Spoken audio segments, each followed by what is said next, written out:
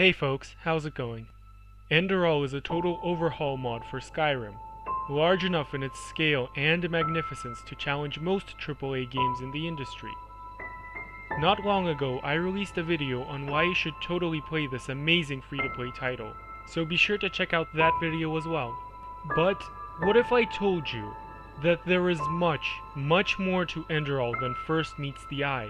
This game is packed with detail, ranging from hidden bonuses and loot which can help you get started in Enderal's notoriously difficult early game, to various Easter eggs and even some disturbing secrets. So welcome to the first video of this new series, where we will uncover all of the good stuff hidden across Enderal. If you enjoy this video, be sure to leave a like, subscribe, and hit that bell notification to receive a message whenever I upload. Also, let me know in the comments if you already knew about any of these secrets, or if there are others that you know of and would like to share. Without further ado, let's start digging.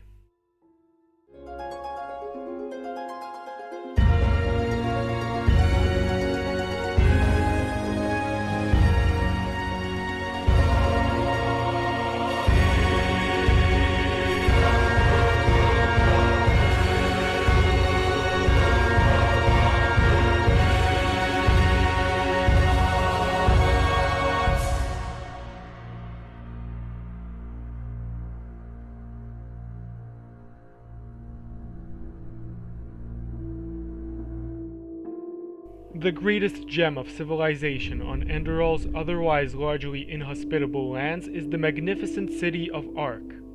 Built many millennia ago by the legendary first vassals, Ark has since grown and flourished under the vigilance of its patron deity, the Lightborn Malphas.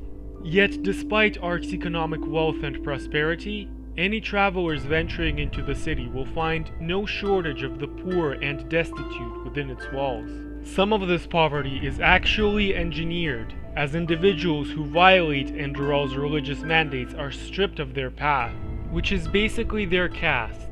These individuals can no longer earn their living in any law-abiding fashion. Sometimes, such individuals or their descendants might even be exiled into Ark's vast undercity, whose denizens are forced to live out their lives in squalor and disease, never permitted to walk under the light of the sun again.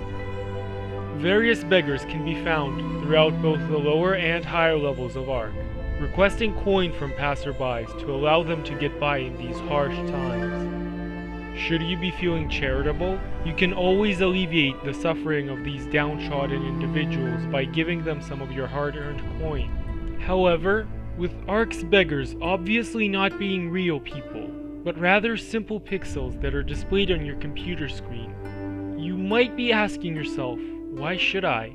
After all, there is literally no gameplay incentive to do so. Whereas giving money to Skyrim's beggars at least provides you with a small, temporary boost to your speechcraft skill, allowing you to make more money back through bartering.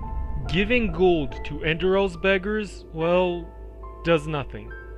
It just removes gold from your inventory.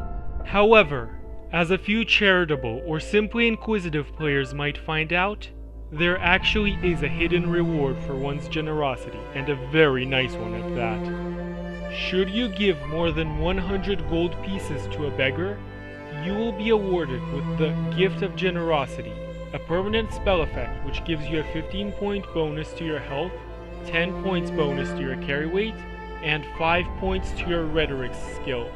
This is a significant bonus at pretty much any point in the game, and the bonus rhetorics will allow you to easily make up for the lost gold with better bartering prices. Our second little secret isn't exactly a secret, or at least not one that is intentionally concealed like the others. If you take a Myrad flight to Ville, and upon disembarking, turn east and walk a few short steps, you will come across Ville's Crypt, or what I like to refer to as the Dungeon of Fat Loot. Upon picking the apprentice level lock and walking through the front door, you will immediately be greeted with a small shrine where you can pick up a few potions, food, and a rank 1 paralysis spell tome. Should you then elect to venture into the dungeon proper, you will be confronted by several high-level spectral skeletons, accompanied by a wraith. These opponents may prove quite challenging for an early game player, but with some decent preparation and smart play, you might be able to take them down as soon as the early to mid game, depending on your difficulty settings. In the first room, as well as the 2 adjacent corridors, you will find a rank 4 version of the Flamebite spell, a magic circlet, and several strong potions scattered about. There is also a strong box with a master level lock in one of the corridors, which if you can pick at this point in the game, will reward you with several high level enchanted jewelry items. But all of this will only whet your appetite, for the real loot lies in the room beyond, guarded by a powerful Lord of the Lost Ones. This undead mini-boss wields the Commander's Greatsword, one of the strongest two-handed weapons in the entire game, and because of this, he hits like a truck. This fight can be very challenging, and it might be a good idea to use that paralysis spell you retrieved from the previous room to give yourself an advantage. Once you defeat him, you will be able to claim your grand prize. But what if you're not playing as a two-handed warrior, and are unsatisfied by the multiple, high-level spell tomes that you've found so far? Well, fear not. For in the same room in which you found this undead mini-boss, you will also find many expensive enchanted set items suited for all kinds of builds, along with an Eterna dagger, a powerful one-handed sword, and even more potions. But to feed your craving for loot even more, on the opposite side of the very same room there is a massive chest, which when unlocked, will provide you with even more expensive goodies. Right next to this chest, there is also a very powerful bow, along with a rare, high-level heavy armor chest piece. In summary, this very short, somewhat high-level dungeon will yield a ton of very powerful loot to fit any playstyle, be it rogue, warrior, archer, or mage, along with the opportunity to make a lot of quick coin as well. But better yet, most items and enemies in this dungeon will eventually respawn, as is the case with most content in Enderal, allowing you to clear this short crypt and receive its rich rewards many times. One of the bounties from Ville, an Endralian mage named Sister Saleya will also spawn inside the dungeon once you've accepted the corresponding quest. Not much is known about this deranged arcanist, except that she suffers from the Red Madness, and is said to have killed a merchant as well as defiled the corpses within the crypt. When you kill her, she will drop several enchanted items, including the Cloak of Twilight, which massively boosts the strength of your summons and apparitions, and increases several magic skills, adding summoners to the list of playstyles fed by this breadbasket of a dungeon. Our next secret lies in Ville. At first glance, Mitumiel Tannerman appears to be just like any other resident of this quaint little town, besides maybe being a bit grumpier than most. For the most part, though, he just goes about his Tannerman's work throughout the day, prays at the Temple of Malfas in the evenings, and sleeps beside his wife in their rather unassuming home at night. Nothing out of the ordinary going on with this fellow, except that he seems to have built himself a secret stash in his spare time, the contents of which you, the player, can take for yourself whenever you desire. If you speak with this girl in Riverville, she will request some 30 gold coins from you, promising to tell you a secret in return. Of course, you can always refuse, in which case she'll just say that you're mean and go on about her day. But should you oblige, she will tell you about hearing strange noises coming from the Tannerman's house in the middle of the night, making sure to mention that these were totally innocent noises, not related to any usual nightly activities. Tammy tells you that upon peering into the window, she saw the Tannerman building something. That something appears to be some sort of secret stash, and she'll even tell you that you can open it by pulling various levers hidden inside the house. Of course, you don't need to give money to the girl to make use of this secret. Upon closely inspecting the Tannerman's home, you will find 3 levers scattered about, one just right of the entrance, one next to the fireplace, and one above on the wall opposite of the fireplace. Activate all of these in quick succession and it will reveal the treasure, but you have to be quick.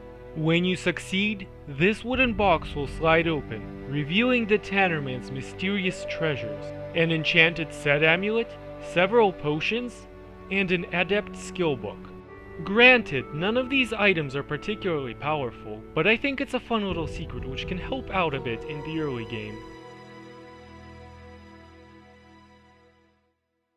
This next little gem is found in the northern reaches of the Frostcliff Mountains. Deep Digger's Settlement was once a mining town, which is now overrun with arcane elementals, lost ones, and ridiculously overpowered frost trolls. There are about half a dozen small mini-dungeons scattered about the area, such as various mines, abandoned houses, and crypts. But the real gem lies in the depths of this central excavation site.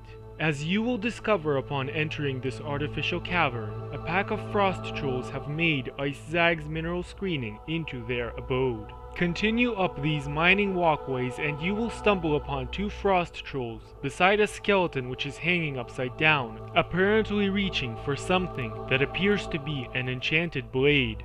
This is a clear callback to the classic Star Wars movie, The Empire Strikes Back, in which Luke Skywalker had to use the Force to telekinetically move his lightsaber to free himself, and kill the giant frost troll-like creature that had entrapped him. However, our hero was evidently less fortunate in Enderal. This skeleton is even named Luke Starwalker, and upon inspecting it, the following text message pops up. It seems as if his magic power was too weak to pull the sword out of the ice. The faint letters etched on the sword read, Lux via et veritas, the same message which is etched on Enderal's gold pennies. According to Google, this Latin message translates to English as, the way of truth and light. Underneath the skeleton also lies one of the best ranged weapons in the game, called the Bow of the Mad Hermit, as well as a stack of high-level arrows. Interestingly enough, a similar Easter egg appears in vanilla Skyrim's frost troll-infested Bleak Coast Cave. There you can find the remains of a skeleton hanging upside down, with an enchanted green sword lying beneath it in reference to Luke's green lightsaber, making this a double Easter egg.